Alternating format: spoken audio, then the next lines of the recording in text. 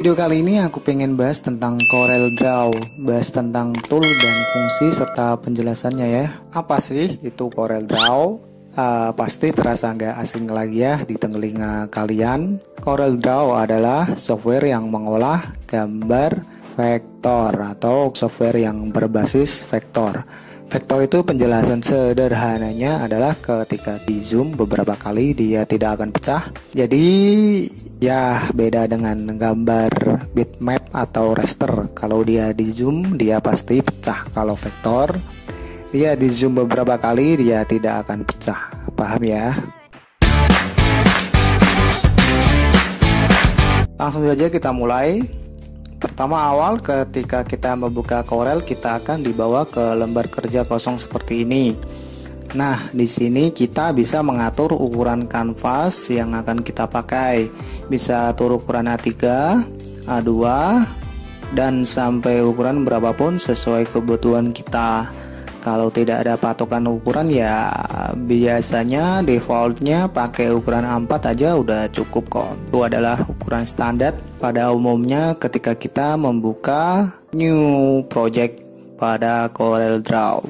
Di sebelah kiri ini terdapat tool bermacam-macam tool ya. Ini adalah namanya toolbox yang berisi bermacam-macam tool atau alat. Pada Corel Draw bagian ini berisikan alat-alat yang membuat dan memodifikasi objek. Jadi di sini kita bisa membuat sesuatu dan bisa memodifikasi sesuatu. Standarnya toolbox letaknya pada di lembar kerja sebelah kiri, sebelah sini, tapi bisa dipindah posisinya dengan mendragnya ke tempat yang kita inginkan. Kalau pengen pindah-pindah kita tinggal drag saja ya, sesuai yang kita inginkan, mau sebelah bawah, sebelah atas, sebelah kanan, dan lain-lain. Tapi pada umumnya defaultnya dia akan berada di sebelah kiri. Oke, pertama kita akan bahas tool. Yang pertama ini namanya adalah Pick Tool.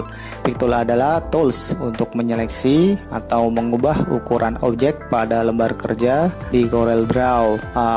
Fleksibel aja sih fungsinya Pick Tool di sini. Oke, saya contohkan di sini saya membuat kotak. Nah, nanti dia akan ada titik-titiknya seperti itu ya, titik berapa ini, 1 2 3 4 5 6 7 8 10 sama tengah. Sini kita bisa ngubah-ngubah ukurannya, mau di rotate, mau di miring-miringin, mau ditarik ke atas atau tarik ke bawah seperti ini.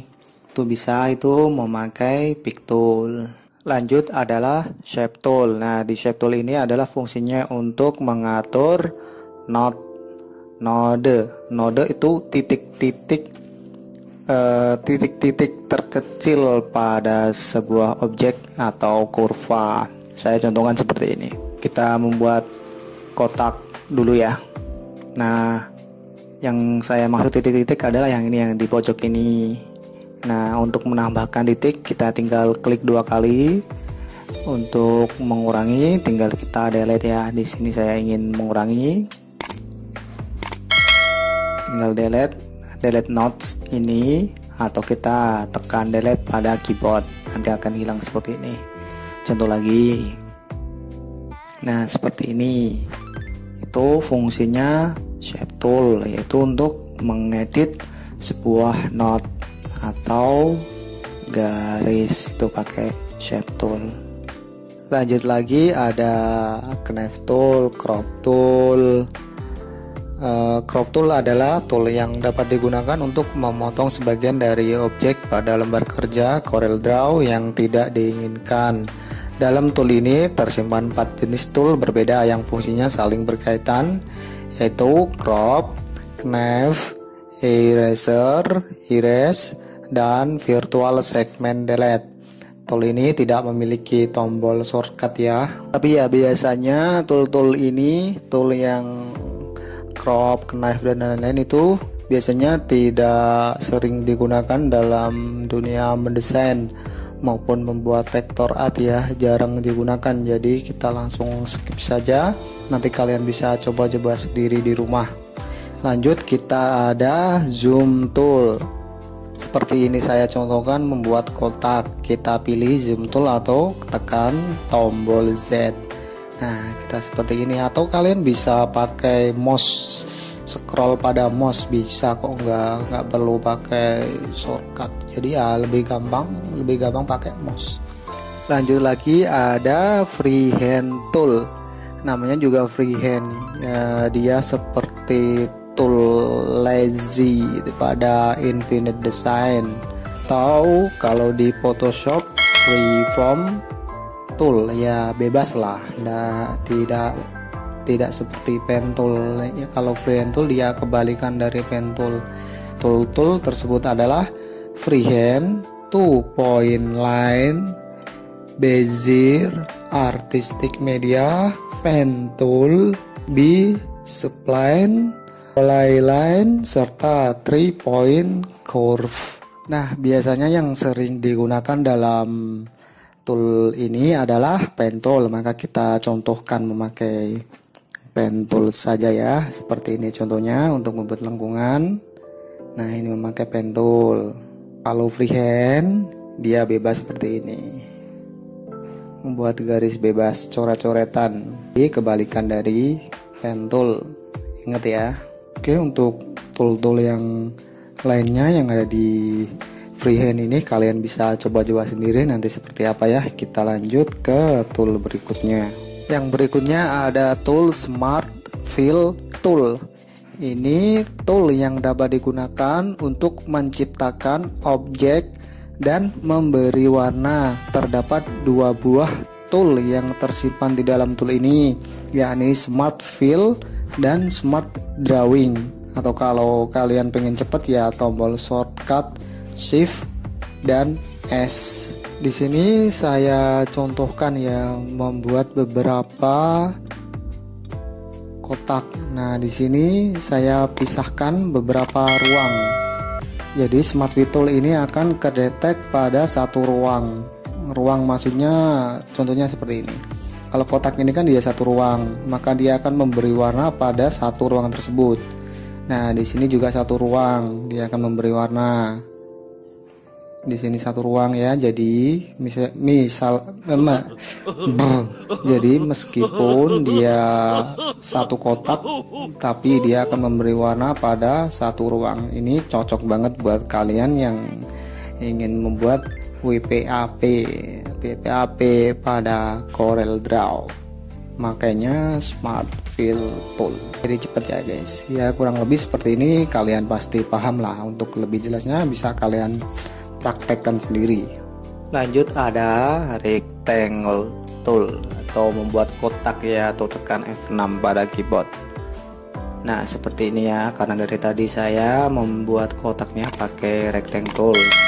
Ada juga di sini ellipse tool, lalu bisa tekan F7 pada keyboard.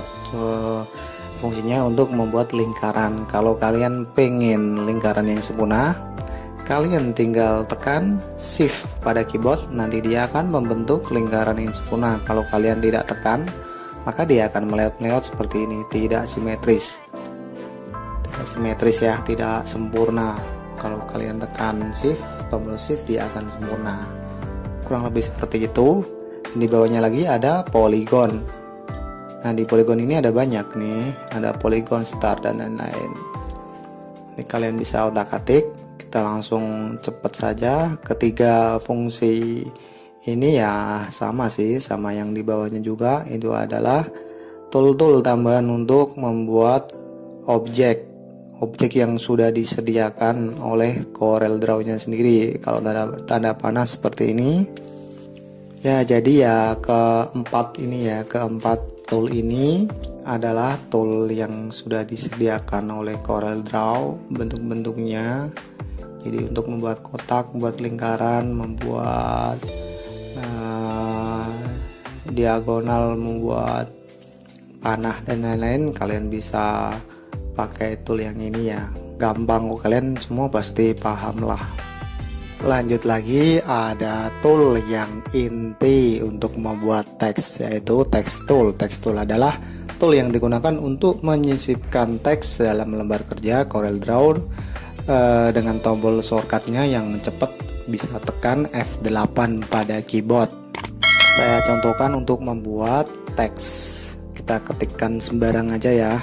Nah, untuk membesarkan teks, kalian bisa pakai tool yang paling atas itu ya, fleksibel. Untuk yang tadi kita bahas untuk membesarkan dan mengecilkan sebuah objek, itu pakai itu untuk.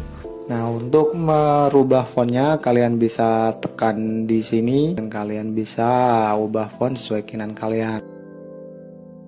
Dan kalau font size ini adalah ukuran, kita biar tahu ukuran, oh ini ukuran berapa sih, jadi kita bisa tahu ya. Kalau untuk membesarkan secara manual kita pakai itu pick tool, paham ya, gampang kok. Lanjut lagi ada table tool ya. Table ini ya namanya juga table tool ya, untuk membuat table, udah gitu aja. Untuk menyisipkan table, di sini pun kita bisa mengatur tabelnya mau berapa baris, mau ada kotak berapa, nanti bisa kita atur. Ini jarang kita gunakan kok dalam untuk mendesain, jadi ya kita langsung skip saja kali ya. Lanjut lagi ada parallel dimension. Parallel dimension ya seperti ini contohnya. Nah, untuk membuat dimensi, jadi dia ada ukurannya. Contoh, saya ingin membuat kotak dan saya pengen tahu ukuran kotak ini berapa. Misal ini saya contohkan, ini buku ya. Nah, kita bisa pakai ini parallel dimension, kita bisa tarik ke sini.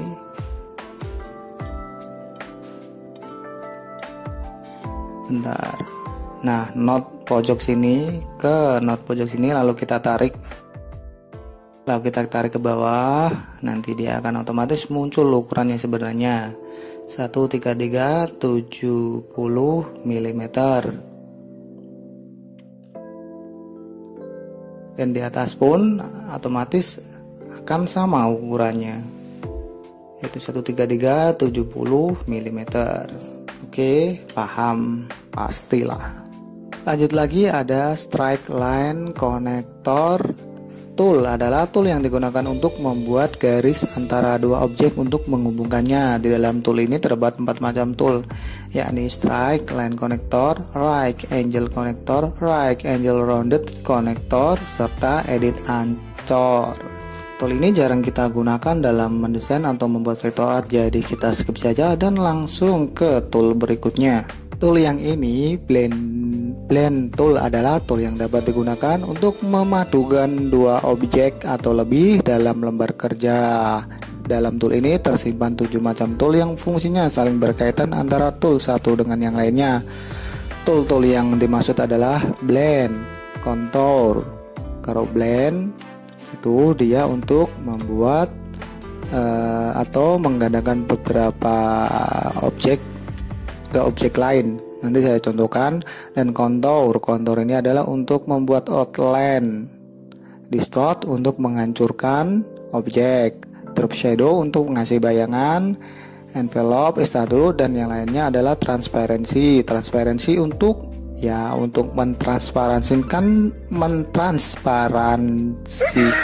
mentransparansikan sebagian atau keseluruhan dari objek. Semua tool tersebut tidak memiliki tombol shortcut untuk mengaksesnya secara cepat. Ya, nggak ada tombol shortcutnya yang cepat di keyboard ya teman-teman. Oke, saya contohkan memakai blend tool. Di sini kita membuat lingkaran di pojok sini dan lingkaran di pojok sini menggunakan warna yang berbeda. Lalu saya pilih blend tool, tarik ke sini. Nah, dia akan seperti ini. Itu fungsinya dari blend tool. Lanjut lagi saya contohkan contour. Contour ini adalah untuk membuat outline pada objek. Contoh di sini saya membuat kotak, lalu saya pilih contour. Dan di sini outline pun bisa tumpuk banyak ya, bisa tumpuk banyak sampai kayak piramid itu. Namun di sini saya memakai warna satu saja. Dan kita bisa mengatur warnanya, bisa mengatur ukurannya di sebelah sini. Biasanya kalau saya ingin mengedit sebuah teks atau apa, saya menggunakan contour ini. Ini contoh saya menggunakan teks. Saya ingin memberikan outline pada teks tersebut. Dan saya ubah warnanya menjadi merah. Saya atur ukurannya agar lebih kecil. Enggak jadi deh. Ya, kurang lebih seperti itu. Lalu lanjut lagi ada distort. Distort itu untuk menghancurkan atau memeleot-meleotkan sebuah objek. Contoh gampangnya seperti ini. Nah, dia akan hancur ya, tidak tertata. Ya, nggak tahu ini fungsinya to understand seperti apa. Lanjut lagi adalah drop shadow. Drop shadow. Contoh di sini saya membuat kotak.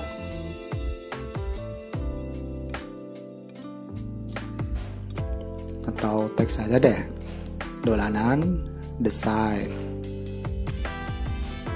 Dan saya ingin memberi bayangan pada teks ini. Saya pilih drop shadow. Set saya drag seperti ini, maka dia akan ada bayangannya. Kita langsung ke transparansi. Transparansi ini adalah untuk mentransparansikan sebagian objek atau keseluruhan. Contohnya seperti ini. Lalu saya pilih transparansi dan saya transparansikan sebelah sini. Maka akan seperti ini ya guys. Di sini transparan, di situnya enggak. Kalau saya ingin membuat transparan semuanya, saya tinggal ubah ke uniform.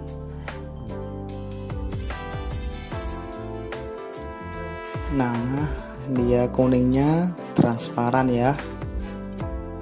Seperti ini. Kalian pasti paham.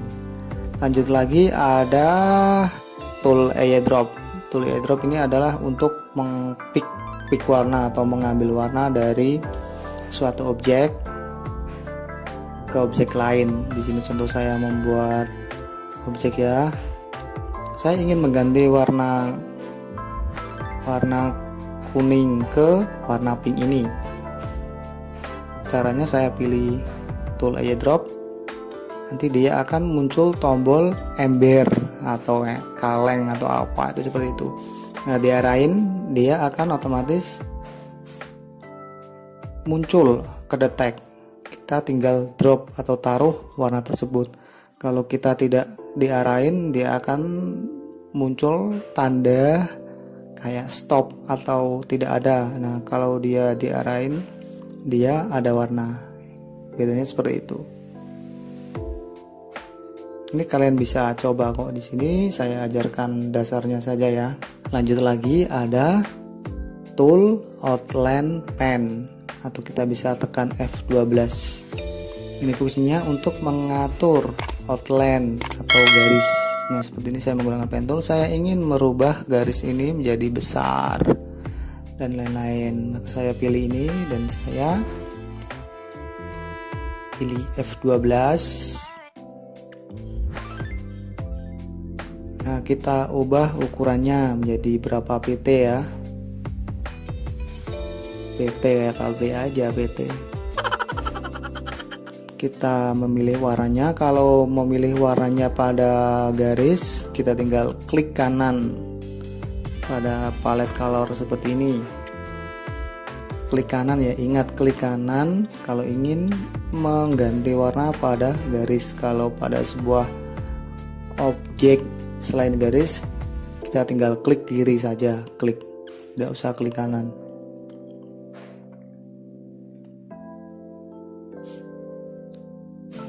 Contoh saya ingin mengganti warna, nah seperti ini, kita klik kanan. Kita pun juga bisa mengubah ukurannya di sini. Jadi ya fleksibel, kita bisa ukuran di sana, kita bisa ganti ukurannya di sini. Lanjut, kita ada uniform tool. Contohnya seperti ini. Saya ingin memberi warna, beberapa warna, malah beberapa warna di sini ya. Untuk uniform tool ini kita bisa mengganti beberapa warna menjadi sampai 10 warna pun kita bisa. Atau kalau di Infinite Design namanya gradient tool. Kalau ingin mengubah beberapa warna, ini dua warna, ini dua warna, perpaduan gradasi dua warna.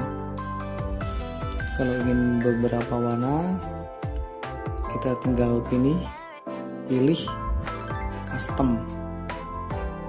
Nah, kita tinggal pilih warna di sini, kita klik dua kali di sini dan kita atur warnanya. Nah, seperti ini jadinya.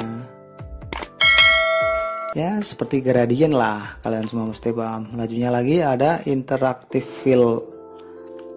Fungsinya hampir sama sih seperti yang gradient tool itu ya. Jadi ya nggak perlu dibahas secara rinci. Oke, saya simpulkan di sini tool-tool yang paling penting dalam pembuatan vektor art maupun desain yang biasanya saya pakai adalah yang pertama pick tool, pasti wajib. Yang kedua adalah shape tool. Yang ketiga adalah pen tool.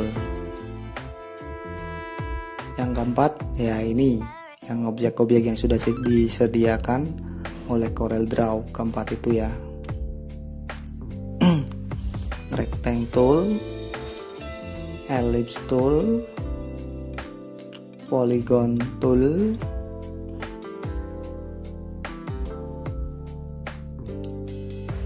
dan satunya lagi itu yang mana. Lalu lanjut lagi text tool, itu tool-tool yang wajib, tool yang harus kita kuasai. Lanjut lagi ini adalah tool effect, di sini macam-macam ya tool effect. Kita namai saja effect tool. Lanjut lagi fill tool atau gradient tool tadi. Itu yang biasanya saya gunakan. Nah, kalian perlu dalemin tool-tool yang ini jika pengen mahir di CorelDRAW secara instan. Saya jamin kalian bakal bisa membuat suatu desain di CorelDRAW dengan mudah.